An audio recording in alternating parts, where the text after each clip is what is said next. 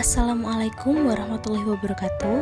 Kami dari kelompok 10 akan mempresentasikan mengenai bisnis plan CV5 Indo Tekstil dengan anggota kelompok atas nama Dwi Oktavianti, Sofianti Huriah Nabila, dan Anissa Syarafina. Yang pertama, pendahuluan. Yang kedua, struktur organisasi dan deskripsi kerja. Yang ketiga, siklus penggajian. Yang keempat, siklus pengeluaran kas pembelian. Yang kelima, siklus pengeluaran kas penggajian. Yang keenam, siklus general ledger dan laporan keuangan.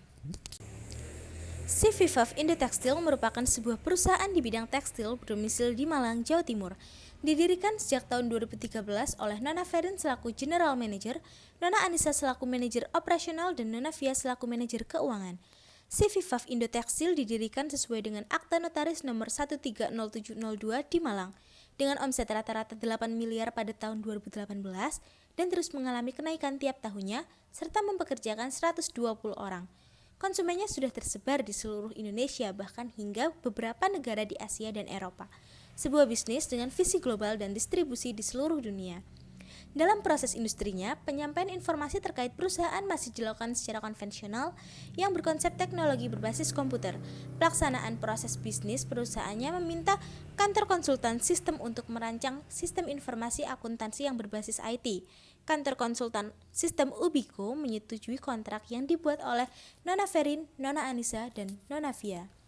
B. Aktivitas operasional. Aktivitas operasional CV5 Indo Tekstil adalah sebagai produsen dengan mengolah kapas menjadi benang, lalu benang menjadi suatu kain, dan kain tersebut dapat diolah kembali menjadi suatu pakaian seperti baju, celana, dan lain-lain.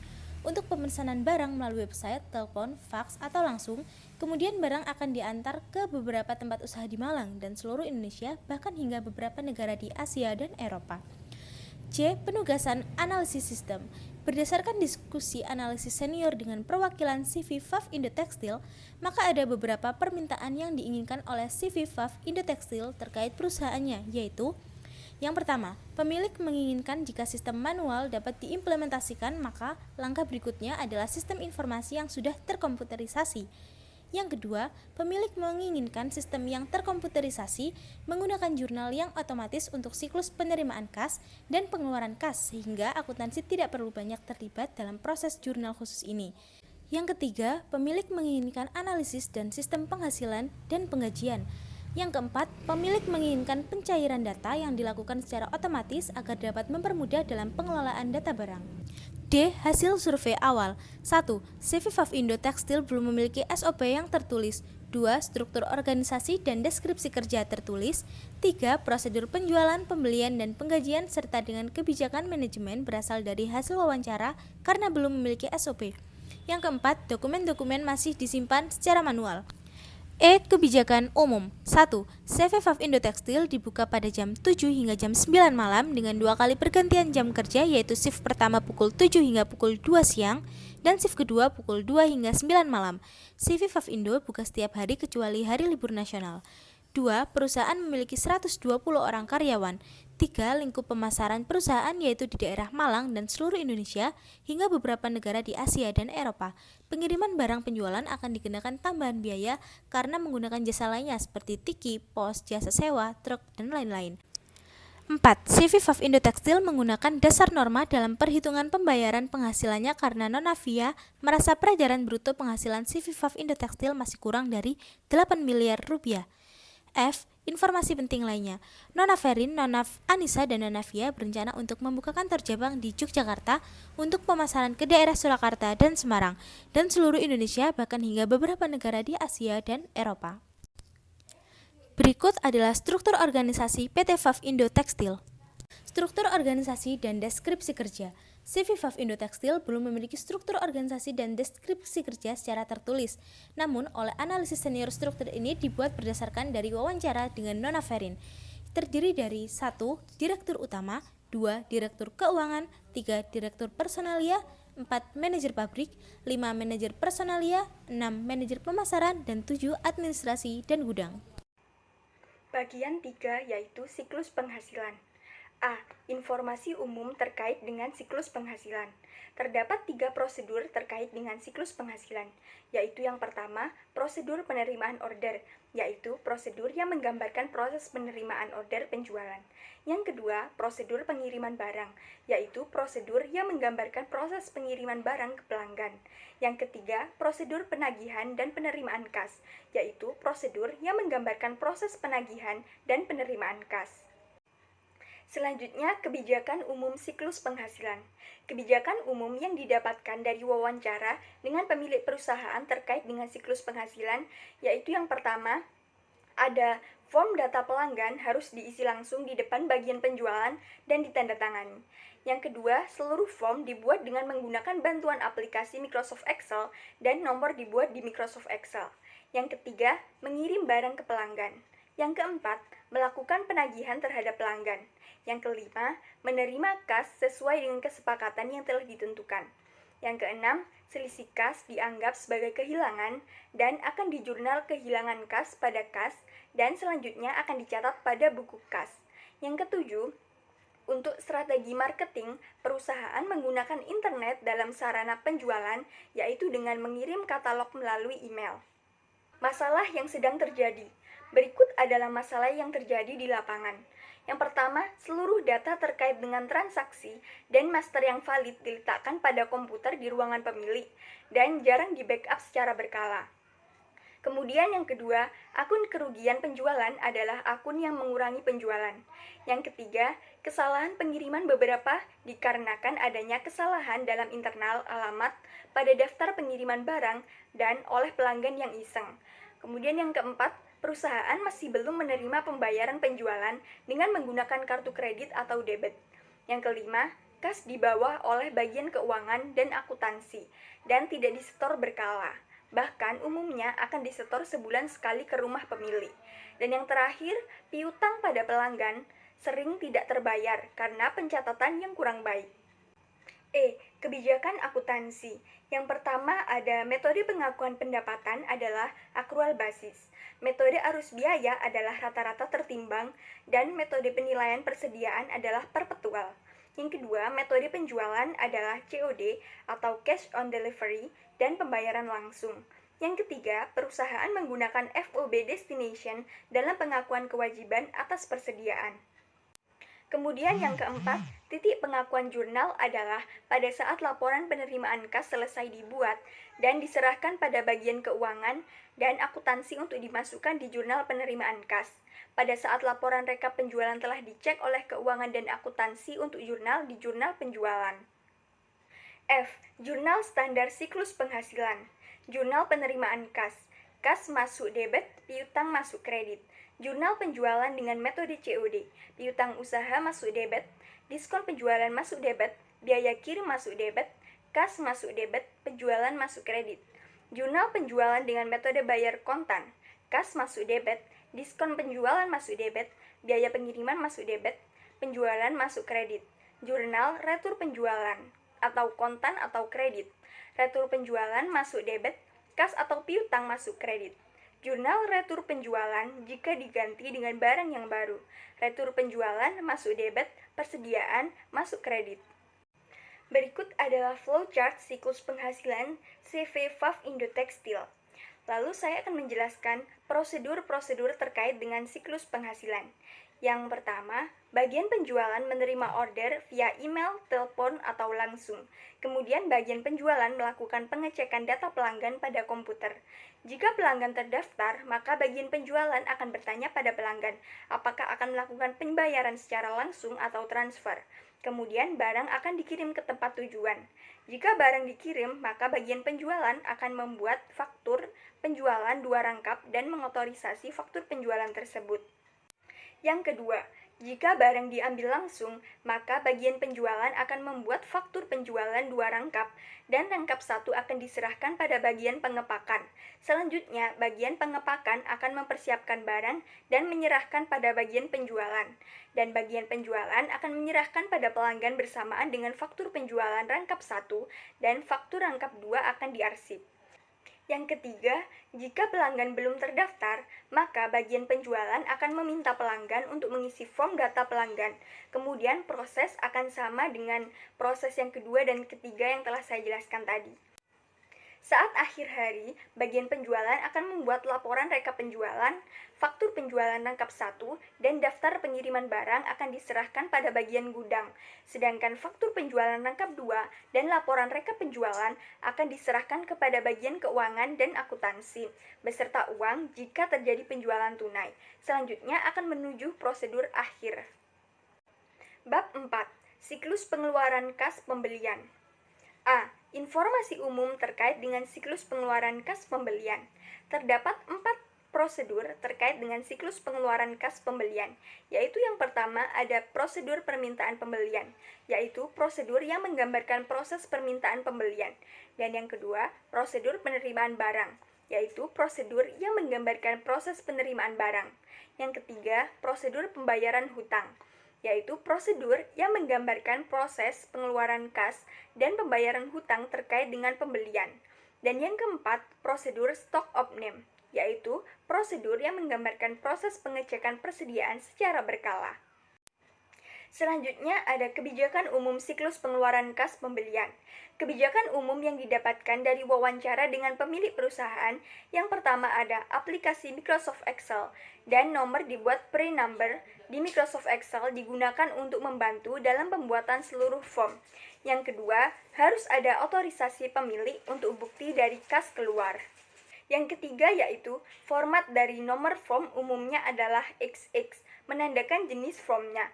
Lalu, XXXXXX menandakan tanggal hari itu dengan format tahun, bulan, dan tanggal. Dan XXX menandakan nomor urut nota. Sebagai contoh, bukti kas keluar tanggal 1 bulan Januari 2010, nomor 001, maka akan ditulis BK 100101001.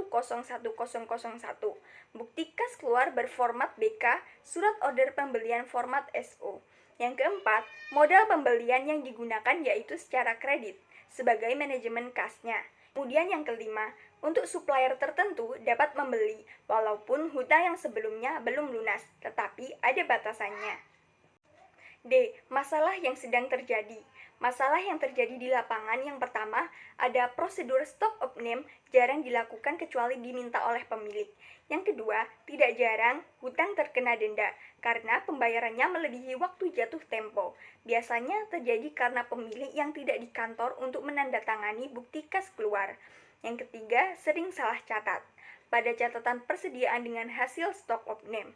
Yang keempat, pernah ditemui pembayaran hutang sebanyak 2 kali pada supplier. E. Kebijakan akuntansi. Yang pertama ada metode pengakuan hutang, yaitu accrual basic. Metode arus biaya adalah rata-rata tertimbang, dan metode penilaian persediaan adalah perpetual. Yang kedua, perusahaan menggunakan FOB destination untuk pengakuan persediaan. Yang ketiga, pengakuan jurnal adalah pada saat laporan penerimaan barang selesai dibuat untuk jurnal pembelian, dan pada saat bukti kas keluar telah dicetak oleh keuangan dan akuntansi untuk jurnal pengeluaran kas. F. Jurnal standar siklus pengeluaran kas pembelian. Jurnal pengakuan persediaan. Persediaan masuk pada debit. Diskon pembelian masuk pada kredit. Hutang atau kas masuk pada kredit. Jurnal pembayaran hutang. Hutang masuk debit. Diskon pembayaran hutang masuk debit. Kas masuk kredit. Jurnal selisih kurang persediaan. Kerugian persediaan masuk pada debit. Persediaan masuk pada kredit. Berikut adalah flowchart siklus pembelian CV FAF Indo Tekstil. Saya akan menjelaskan prosedur-prosedur terkait dengan siklus pengeluaran kas pembelian. Yang pertama ada prosedur permintaan pembelian. Bagian logistik mengetahui persediaannya sudah mendekati titik minimum. Kemudian akan meminta bagian penjualan untuk membuat surat order pembelian 2 rangkap. 2 rangkap ini akan dicek apakah kebutuhannya mendesak atau tidak. Terus, jika kebutuhan mendesak, maka surat order pembelian ini akan diotorisasi secara langsung dan rangkap 1 akan diserahkan pada supplier dan rangkap 2 akan disimpan. Kemudian, jika kebutuhan tidak mendesak, maka surat order pembelian ini akan ditolak oleh bagian penjualan. Kemudian yang kedua, prosedur penerimaan barang. Bagian gudang menerima barang, kemudian membuat laporan penerimaan barang 2 rangkap. Rangkap 1 untuk diberikan pada bagian keuangan bersamaan dengan faktur pembelian. Rangkap 2 akan diarsip. Selanjutnya, bagian gudang akan memilah barang dan membuatkan kode barang. Lalu, jika bagian keuangan dan akuntansi menerima laporan penerimaan barang dan faktur pembelian, selanjutnya bagian keuangan dan akuntansi akan mengisi buku hutang dan mengarsip laporan penerimaan barang dan faktur pembelian, melakukan proses jurnal dan posting ke buku besar. Yang ketiga ada prosedur pembayaran hutang. Bagian keuangan dan akuntansi menerima tagihan dari supplier. Kemudian bagian keuangan akan melakukan pengecekan atas hutang. Kemudian jika benar, maka bagian keuangan dan akuntansi akan membuat bukti kas keluar 2 rangkap dan harus disahkan oleh pemilik. Selanjutnya, bagian keuangan dan akuntansi akan melakukan pengecekan pembayaran sesuai dengan permintaan pemilik. Jika pemilik meminta uang ditransfer, maka bagian keuangan akan mentransfer uang pada supplier. Kemudian, bagian keuangan dan akuntansi akan meminta formulir setoran uang pada bank. Formulir tersebut dan bukti kas keluar akan difaks atau di-scan kemudian dikirim lewat email. Selanjutnya, formulir setoran uang dan bukti kas keluar akan diarsip.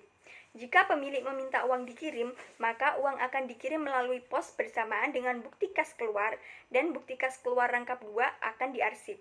Selanjutnya, seluruh dokumen di atas tersebut akan dijadikan acuan dalam jurnal dan posting ke buku besar.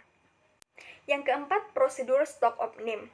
Bagian gudang dibantu oleh bagian penjualan akan melakukan pengecekan atas jumlah persediaan antara fisik dengan buku persediaan. Selanjutnya, bagian penjualan akan membuat memo mengenai kegiatan stock of name pada bagian keuangan dan akuntansi. Kemudian bagian keuangan dan akuntansi akan menjurnal dan memposting ke buku besar. Bagian 5. Siklus pengeluaran kas pengajian.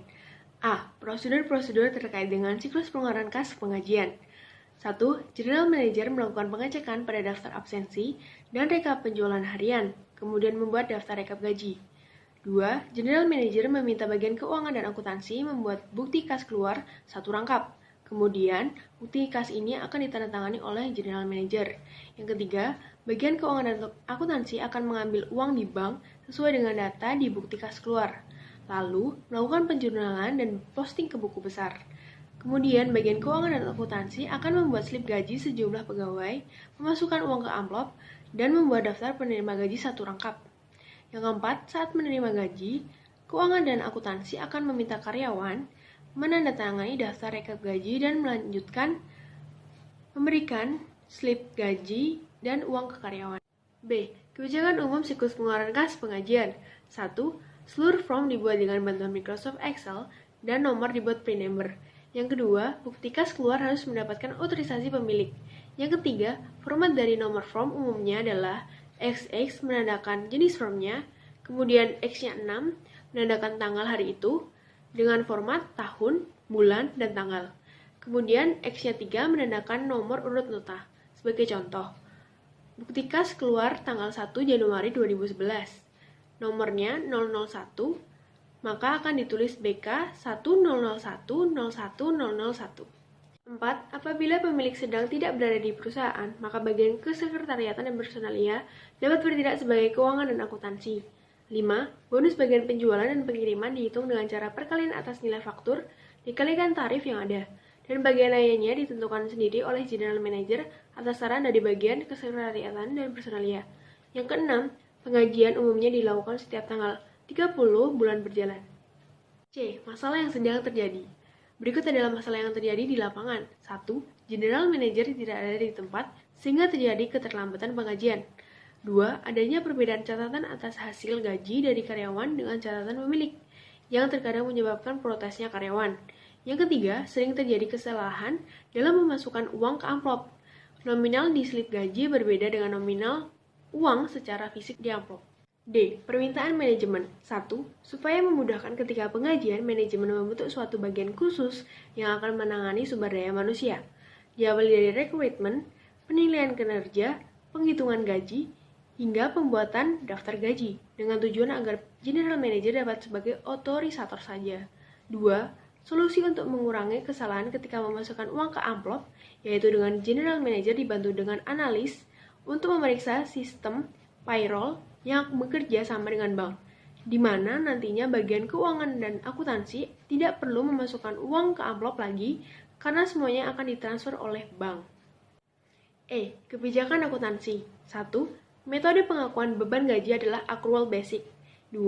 Titik pengakuan jurnal adalah pada saat bukti kas keluar dibuat. F.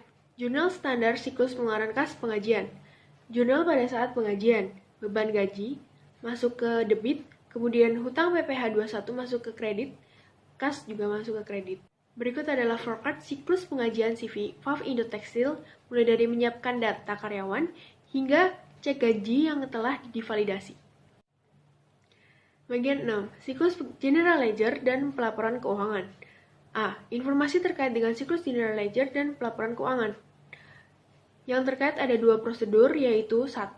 Prosedur jurnal umum, yang kedua prosedur pembuatan laporan keuangan. B. Prosedur-prosedur terkait dengan siklus General Ledger dan pelaporan keuangan. Berikut adalah narasinya. 1. Siklus jurnal umum. Yang kedua, bagian keuangan dan akuntansi menerima bukti terkait dari bagian lain, kemudian akan menjurnal dan posting ke buku besar.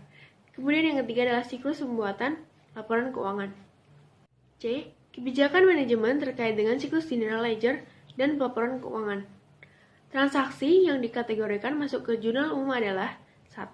Jurnal pembelian dan memakan perlengkapan. 2. Jurnal pembelian bahan baku. 3. Jurnal pengeluaran kas pengajian. Kemudian yang keempat, jurnal lain selain transaksi pembelian dan penjualan persediaan. Yang kelima, jurnal penyesuaian. Berikut adalah kode akun dan nama akun yang ada pada jurnal. Berikut adalah jurnal umum dan buku besar yang ada di PT PAV Indo Tekstil. Kemudian ini adalah buku besar pembantu piutang dan buku besar pembantu hutang. Dan berikut adalah contoh voucher kas kecil yang belum diisi. Dan berikut adalah laporan harga pokok produksi, laba rugi, perubahan ekuitas, dan neraca.